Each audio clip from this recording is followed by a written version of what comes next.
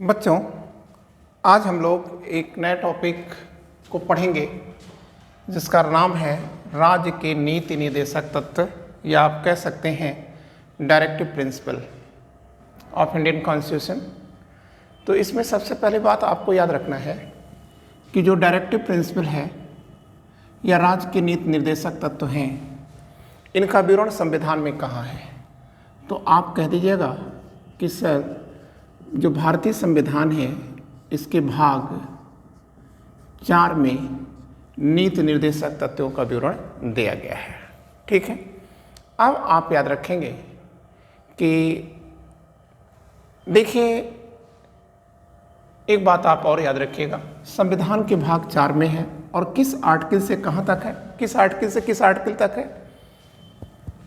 आप कहेंगे कि सर आर्टिकल 36 अनुच्छेद या आर्टिकल 36 से लेकर के कहाँ तक है, 51 तक है, 51 तक किसका विवरण दिया गया है।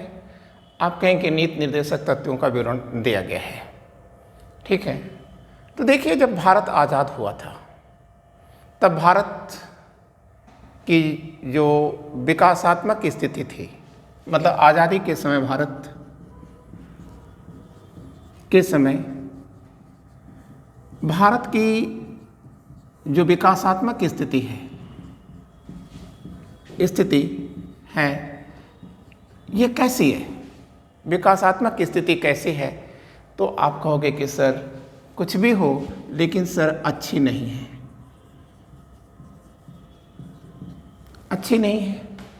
तो ऐसी स्थिति में हमारे संविधान निर्माताओं ने हमारे नागरिकों को 2 भागों में विभाजित करके, ठीक है, देखिए ये तो आपने समझ लिया ना कि विकासात्मक स्थिति अच्छी नहीं है। तो हमारे संविधान निर्माताओं ने किया क्या, ठीक है, और आसान कर देते हैं, अधिकारों को 2 भागों में बांट दिया, को 2 भागों में बांट दिया। फिर से देखिए, आज़ादी के समय भारत की विकास की स्थिति क्या है, ठीक नहीं है सर। हमारे पास 2 वक्त की खाने की रोटी भी नहीं थी, गोद में दम तोड़ते हुए बच्चे थे, कुपोषण था, अशिक्षा थी। ठीक है, तो ऐसी स्थिति में जब विकास की स्थिति अच्छी नहीं थी तो हमारे जो संविधान निर्माता थे वो करते क्या हैं कि नागरिकों के अधिकारों को 2 भागों में बांट देते हैं। एक तो वे अधिकार हैं जो तुरंत प्रभाव से दे दिया जाएगा, मतलब मौलिक अधिकार, मौलिक अधिकार या फंडामेंटल राइट्स। ठीक है, ये तुरंत नागरिकों को दिया गया था, यह तुरंत ही दे दिया गया, क्यों दे दिया गया, क्योंकि ये उनके मौलिक अधिकार के लिए, मौलिक विकास के लिए आवश्यक थे, इसलिए मौलिक अधिकार दे दिया गया। जबकि दूसरा क्या है, उन्होंने कहा कि हम भविष्य में देंगे। ठीक है, और भविष्य में जो अधिकार दिया जाने का बात की गई थी वही है नीति निर्देशक तत्व, नीति निर्देशक तत्व, ये लिखा हुआ है नीति निर्देशक तत्व। तो फिर से हम आपको समझा देते हैं कि स्वतंत्रता के बाद हमारे अधिकारों को 2 भागों में बांट दिया गया। कहा गया कि भाई एक तो हम आपको तुरंत दे रहे हैं, एक हम आपको भविष्य में देंगे। ठीक है, और जो भविष्य में देना है, फ्यूचर में देना है, भविष्य लक्ष्य कह सकते हैं आप, भविष्य लक्ष्य अधिकार, तो वो कौन है, डायरेक्टिव प्रिंसिपल है या नीति निर्देशक तत्व है। ठीक है, अब नीति निर्देशक तत्वों के थोड़ा इतिहास हम लोग जान लेते हैं कि इसकी हिस्ट्री क्या है। तो आइए जरा देखते हैं कि इसका इतिहास क्या है। बच्चों देखिए, नीति निर्देशक तत्वों की जो पहली मांग हुई थी,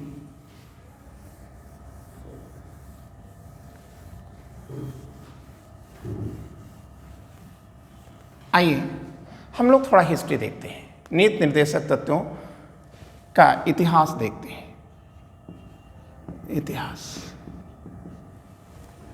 तो देखिए, पहली मांग, ठीक है, डायरेक्टिव प्रिंसिपल, डीपी हम लिख दे रहे हैं, डायरेक्टिव प्रिंसिपल की पहली मांग कब हुई? आप कहोगे कि सर 1931 में हुई थी, ठीक है। और कहाँ हुई थी? 31 में हुई, कहाँ? तो आप कहेंगे सर कराची कांग्रेस के अधिवेशन में हुई थी, कराची के कांग्रेस अधिवेशन में हुई थी। और इस अधिवेशन की अध्यक्षता कौन कर रहे थे? सरदार पटेल कर रहे थे, सरदार वल्लभ भाई, सरदार पटेल हमने लिख दिया, सरदार वल्लभ भाई पटेल कर रहे थे, ठीक है। अब याद रखिएगा, जो मूल संविधान है, मूल संविधान में कुल कितने डीपी दिए गए थे, ठीक है। एक तो आपने ये देखा, फिर दूसरी बात याद रखिएगा कि मूल संविधान में कुल 16 नीति निर्देशक तत्व थे, ठीक है। लेकिन याद रखिएगा 16 आर्टिकल थे, देखिए ना, 31 से 61 इक्वल टू 16 आर्टिकल है ना। लेकिन जरा एक बात देखिए, जो 42 अमेंडमेंट आता है, 42वां संवैधानिक संशोधन आता है बच्चों, तो जो 42वां संवैधानिक संशोधन आता है उसके तहत क्या कितने आर्टिकल जोड़े जाएंगे, ठीक है। तो आप पहली चीज तो आप याद रखिएगा, ये कब आया था? 1976 में आया था, और इसके द्वारा 4 अनुच्छेद जोड़े गए थे, ठीक है। कौन कौन अनुच्छेद जोड़े गए? तो आप याद रखिएगा 39A जोड़ा गया या क जोड़ा गया, ठीक है। और क्या जोड़ा गया? 39 मतलब F जोड़ा गया, ठीक है। फिर क्या जोड़ा गया? 43 का जोड़ा गया या A जोड़ा गया। फिर क्या जोड़ा गया? 48 का जोड़ा गया, ठीक है। लेकिन ये देखिए 42वां, फिर इसके बाद 44वां संविधान संशोधन कब आया? तो आप कहोगे कि सर ये तो 1978 में आता है, और 1978 के तहत क्या जोड़ा गया है? 38(2) को जोड़ा गया है, क्लियर है। तो अब 16 वो हो गया और ये 5 हो गया, ठीक है। तो अब कितने हैं? तो आप कहोगे कि सर अब यह 21 हो जाएंगे, ठीक है ना। अब एक बात आप याद रखिएगा, ये नाम आप याद रखिएगा, B.R. अम्बेडकर का। B.R. अम्बेडकर ने नीति निर्देशक तत्वों के बारे में क्या कहा? ये कहा कि हमारे नीति निर्देशक तत्व अनोखी विशेषता वाले हैं। कैसे हैं? अनोखी विशेषता इनके अंदर, ठीक है। अनोखी विशेषता वाला है हमारा डायरेक्टिव प्रिंसिपल या नीति निर्देशक तत्व, ठीक है। अब ये देखिए, अगली बातें आप याद रखिएगा, जो हमारा नीति निर्देशक तत्व है इसको भारतीय संविधान में शामिल करने की सिफारिश किसने किया था? नीति निर्देशक तत्वों को, ठीक है। ये देखिए डीपी को, डायरेक्टिव प्रिंसिपल या नीति निर्देशक तत्व को, ठीक है, किसमें शामिल करने की बात किया इन्होंने? तो इन्होंने कहा कि भारतीय संविधान में शामिल कर दिया जाए, ठीक है। यह सुझाव किस समिति ने दिया था?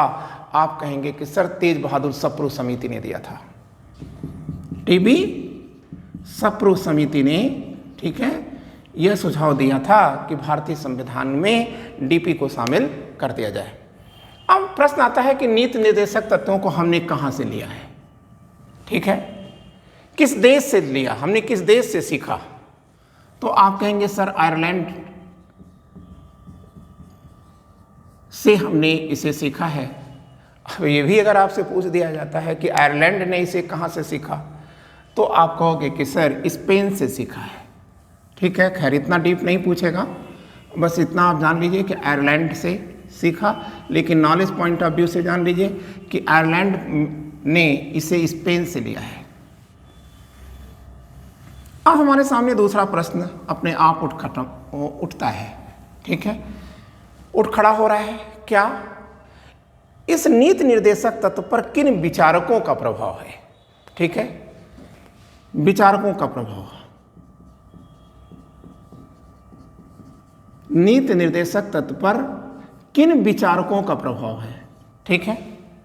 तो बच्चों याद रखिएगा जर्मी बेंथम के उपयोगितावाद का, जर्मी बेंथम के उपयोगितावाद का प्रभाव है। एक हो गया। दूसरा क्या आएगा? तो आप कहेंगे सर बर्नार्ड शॉ तथा सिडनी वेब के फेबिनियन समाजवाद का प्रभाव है। किसका है? बर्नार्ड शॉ, महान ड्रामेटिस्ट, ठीक है, महान नाटककार बर्नार्ड शॉ, ठीक है। और दूसरा कौन है? तो आप बोलोगे कि sir Sydney web, Sydney web. इनका कौन सा सिद्धांत था, क्या विचार है? आप कहेंगे कि ये सर फेबियन समाजवादी हैं, फेबियन वादी समाज की स्थापना करते हैं, या फेबियन समाजवाद में ये इनका विश्वास है, ठीक है, या फेबियन वादी समाजवाद। क्लियर है? और कहाँ से ये प्रभावित है? तो आप याद रखिएगा कि सर यूएनओ के चार्टर से प्रभावित है, यूएनओ के मानवाधिकार चार्टर से प्रभावित है, या यूएनओ पहले दो भाग में कर लीजिए इसको। यूएनओ के चार्टर अलग कर लीजिए और अगला कर लीजिएगा मानवाधिकार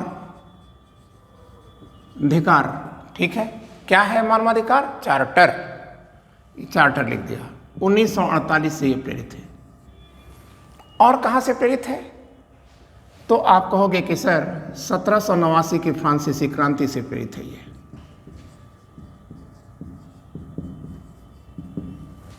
क्लियर हो गया? और लेकिन ये भी पूछ सकता है कि इन सब में सबसे ज़्यादा प्रभाव किसका है? तो आप कहेंगे कि सर सर्वाधिक प्रभाव, छठा पॉइंट कर लीजिएगा, सर्वाधिक प्रभाव इस पर किसका है?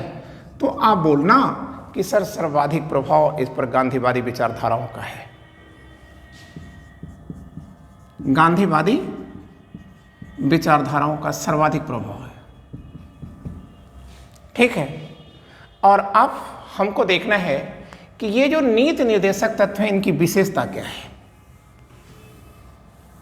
तो आइए जरा हम देखते हैं कि नीति निर्देशक तत्वों की विशेषताएं क्या हैं।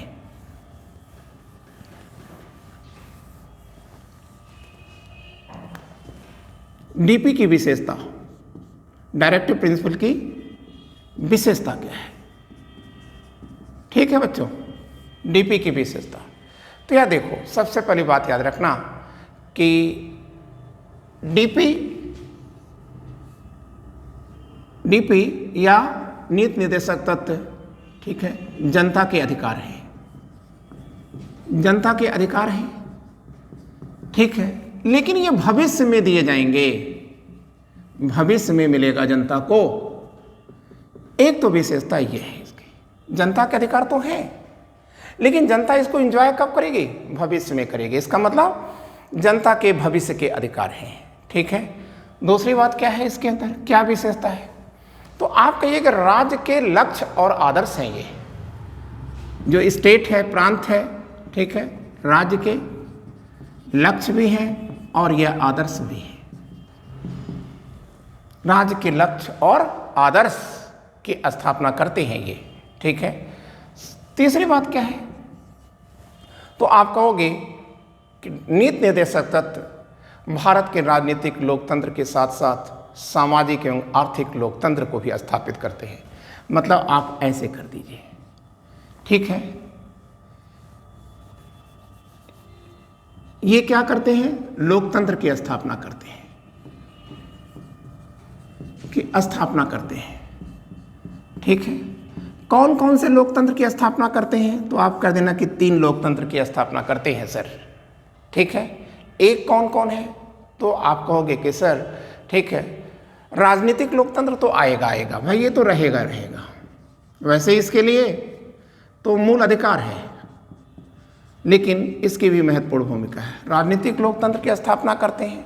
दूसरा, सामाजिक लोकतंत्र की स्थापना करते हैं। तीसरा, आर्थिक लोकतंत्र की स्थापना करते हैं। क्लियर है बच्चों? और अब ये भी आप याद रखिएगा कि नीति निर्देशक तत्ववाद योग्य नहीं है, मतलब इन पर कोर्ट के द्वारा इसे लागू नहीं कराया जा सकता। यह वाद योग्य नहीं है, नहीं है, इस पर कोर्ट के द्वारा आप इसमें कुछ नहीं पा सकते। ठीक है, फिर पांचवी बात क्या है, तो आप कहिएगा नीति निर्देशक तत्वों में, ठीक है, उदारवाद, समाजवाद एवं गांधीवाद तीनों का समन्वय है। ठीक है, क्या है, तो आप बोलोगे कि सर डीपी में या डायरेक्टिव प्रिंसिपल में क्या है, तो आप कहोगे कि सर इसी में उदारवाद है, इसमें समाजवाद है। ठीक है, अरे भाई हाँ, लिबरलिज्म, ठीक है, सोशलिज्म, लिबरलिज्म, सोशलिज्म और गांधीयन थ्योरी, गांधीवाद, उदारवाद, समाजवाद और गांधीवाद, गांधीवाद, ठीक है, या गांधीवादी विचारधारा, इन तीनों का समन्वय है ये। ठीक है, आपने जब इतनी बातें जान लिया, थोड़ा हम लोग बहुत वाइड में ले रहे हैं मैटर को, ठीक है, क्योंकि शॉर्ट में बात नहीं बनती। तो अब एक प्रश्न आता है,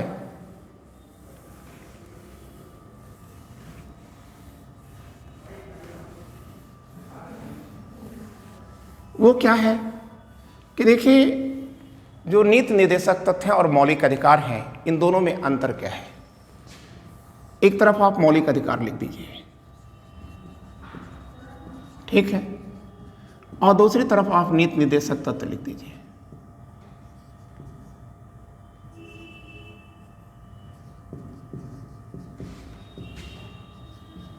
तत्व लिख दीजिए, ठीक है। तो एक तरफ आपने क्या किया, नीति निर्देशक तत्व या डायरेक्टिव प्रिंसिपल लिखा, और दूसरी तरफ आपने फंडामेंटल राइट या मूल अधिकार लिखा या मौलिक अधिकार लिखा। तो इसमें पहला पॉइंट क्या है, ठीक है, वो हमने कहा वाइड मैटर होगा, इसलिए आप इसे ध्यान दीजिए। ठीक है, एक तो यह नकारात्मक है। नकारात्मक का मतलब क्या हुआ, निगेटिव का मतलब क्या है, यह राज्य को के विरुद्ध है, राज्य को रोकता है। ठीक है, कि आप ऐसा न करें, व्यक्ति का ही अधिकार है, व्यक्ति राज्य के विरुद्ध जा सकता है। ठीक है, इसका मतलब यह राज्य को मना करता है कि आप ऐसा न करें।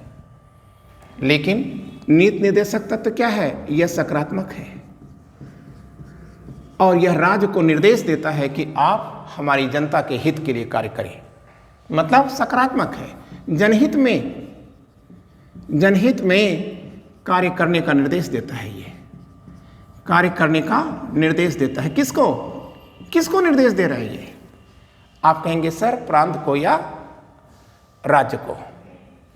दूसरी बात आप याद रखिएगा, जो नीति निर्देशक तत्व हैं, इसके विरुद्ध आप मुकदमा कर सकते हैं, मतलब वाद योग्य है ये, न्यायालय में आप जा सकते हैं। ठीक है, न्यायालय से आप इसे प्राप्त कर सकते हैं, लेकिन ये याद रखिएगा, ये न्यायालय द्वारा लागू नहीं होते। न्यायालय द्वारा इसे लागू नहीं कराया जा सकता, नेवर। ये देखिए काट दिया, लागू नहीं कराया जा सकता। ठीक है, फिर तीसरी बात याद रखिएगा, मौलिक अधिकारों के द्वारा आप राजनीतिक लोकतंत्र को पाते हैं, केवल राजनीतिक लोकतंत्र है ये, पॉलिटिकल डेमोक्रेसी है ये। ठीक है, लेकिन ये इसके द्वारा क्या है, आप इसको यहां पर गौर कर दो।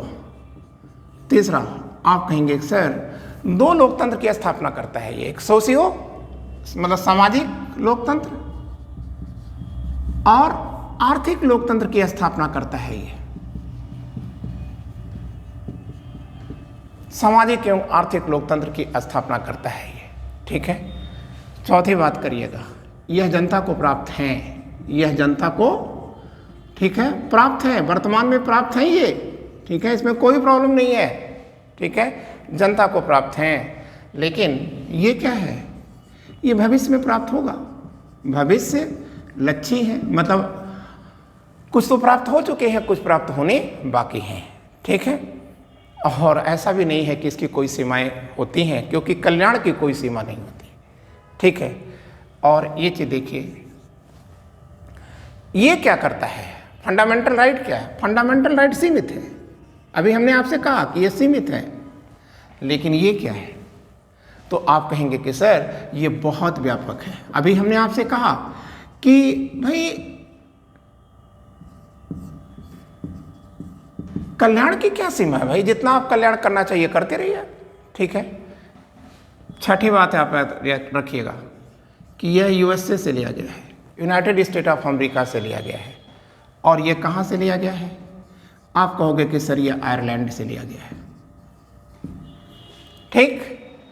अब एक चीज याद रखिएगा, यह तो आपको जन्म से ही मिलेगा, आपने जन्म लिया आपका मौलिक अधिकार शुरू हो गया, ठीक है। मतलब मौलिक अधिकार को लागू करने के लिए किसी विधेयक की जरूरत नहीं होती, किसी विधेयक नहीं, विधान, किसी विधान की आवश्यकता नहीं है, किसी नियम और कानून की आवश्यकता नहीं है भाई, ठीक है। यह आपको जन्म से ही मिलता है, बाय बर्थ राइट से ही आपका, ठीक है। लेकिन इसे लागू करने के लिए छठा पॉइंट यहाँ आएगा और कह दीजिएगा नीति निर्देशक तत्वों को लागू करने के लिए, ठीक है, कानून का बल चाहिए, विधान चाहिए, ठीक है। इसके लिए विधान की आवश्यकता होती है, ठीक है। अब ये देखिए जो मौलिक अधिकार हैं ये कानूनी रूप से मान्य हैं, कानूनी रूप से मान्य है, ठीक है। इसके मौलिक अधिकारों के पीछे बल किसका है? कानून का है। लेकिन नीति निर्देशक तत्व के पीछे किसका बल है? तो आप कहोगे कि सर नैतिक और राजनीतिक बल है इसके अंदर, ठीक है। इसके अंदर मॉरल पावर है, इसके अंदर नैतिक और राजनीतिक मान्यताएं हैं, इसके अंदर नैतिक और राजनीतिक मान्यता है, और इसके अंदर कानून है, कानूनी मान्यता है इसके पीछे, ठीक है। और अब आप याद रखिएगा ये जो मौलिक अधिकार है बच्चों, ये व्यक्तिगत कल्याण है, व्यक्तिगत लिखा जाएगा, व्यक्तिगत कल्याण है इसके पीछे। और ये क्या है, अगला जो भी पॉइंट चल रहा हो, ठीक है, आप कहेंगे सर ये सामुदायिक कल्याण को प्रोत्साहित करता है, सामुदायिक कल्याण को प्रोत्साहित करता है। ये क्या कर रहा है? सामुदायिक कल्याण को प्रोत्साहित करता है, ठीक है। बच्चों ये तो हमने ये बताया कि क्या अंतर है, लेकिन अब थोड़ा सा हमको जान लेना होगा कि नीति निर्देशक तत्वों पर कुछ कथन भी पूछ सकते हैं, कोटेशन भी आपसे पूछा जा सकता है, ठीक है। इजी है, ठीक है, टफ नहीं है, इसलिए हम इसको बता दे रहे हैं, ठीक है, ताकि आप कभी भी परेशान न हो कि इससे भी ज़्यादा भी मैटर आपको पढ़ने की ज़रूरत पड़ेगी, ठीक है, कोई ज़रूरत नहीं पड़ेगी। अब देखिए नीति निर्देशक तत्व पर कथन क्या है, किसने क्या कहा नीति निर्देशक तत्व पर, ठीक है। तो आप कहिएगा कि सर के.एम. पनिक्कर सर ने क्या कहा। के.एम. पनिक्कर, तो के.एम. पनिक्कर सर क्या बोल रहे हैं? कह रहे हैं कि जो डायरेक्टिव प्रिंसिपल हैं वो आर्थिक क्षेत्र में समाजवाद की स्थापना करते हैं। जी ठीक है, आर्थिक क्षेत्र में समाजवाद की स्थापना करते हैं। कौन कह रहा है? आप बोलोगे कि सर के.एम. पनिक्कर कह रहे हैं, ठीक है। फिर हाँ अंबेडकर का बता रहे हैं, ये देखिए अंबेडकर। तो अंबेडकर सर क्या कह रहे हैं? इनका कहना है कि नीति निर्देशक तत्व आर्थिक लोकतंत्र की स्थापना करते हैं, मतलब डीपी या नीति निर्देशक तत्व या डायरेक्टिव प्रिंसिपल, ठीक है, आर्थिक लोकतंत्र की स्थापना करते हैं, ठीक है, आर्थिक लोकतंत्र की स्थापना ये करते हैं, लोकतंत्र की स्थापना करते हैं, स्थापना लिख लीजिएगा, ठीक है। लेकिन एक चीज आप याद रखिएगा, हाँ दो हो गया, 3 केसी वेयर का आप पूछना चाह रहे हैं ना, केसी वेयर साहब ये कह रहे हैं, ठीक है, कि नीति निर्देशक तत्व 2 लोगों के बीच संघर्ष उत्पन्न कर देते हैं।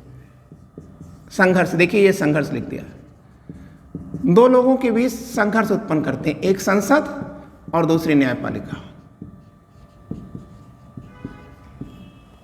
न्यायपालिका के बीच या सुप्रीम कोर्ट के बीच ये क्या कर रहे हैं? संघर्ष को बढ़ावा देते हैं। केसी वेयर सर का विचार है, ठीक है, किसका? ऑस्टिन लिख लीजिए, ऑस्टिन। अब जरा ऑस्टिन सर का क्या कहना है? तो ये कहते हैं कि ये सामाजिक क्रांति है, नीति निर्देशक तत्व सामाजिक क्रांति को बढ़ावा देते हैं, सामाजिक क्रांति को बढ़ावा दे रहे हैं। ठीक है, अब अगर आपसे पूछा जाता है, ठीक है, कि हमारे प्रधानमंत्री जो देश के पहले प्रधानमंत्री हैं Jawaharlal Nehru, discovery of India में कहते हैं, क्या कहते हैं? नीति निर्देशक तत्व समाजवादी ढांचे की स्थापना करते हैं। नेहरू, जवाहरलाल नेहरू, ठीक है, नीति निर्देशक तत्व समाजवादी ढांचे की स्थापना करते हैं। ठीक है, क्लियर? और अब आपको क्या पढ़ना है? अब बच्चों आपको आर्टिकल के अनुसार नीति निर्देशक तत्वों को पढ़ना है, लेकिन हम यहीं पर ये मैटर को रोक देते हैं। क्यों ऐसा हम कर रहे हैं? ऐसा हम इसलिए कर रहे हैं कि देखिए ये मैटर रेयर मैटर थे जो आपके बीच में दिए गए हैं। आप पहले इसको तैयार करिए ताकि कल एक्ट को अलग से दिया जा सके। ठीक है, thank you, wishing all the luck.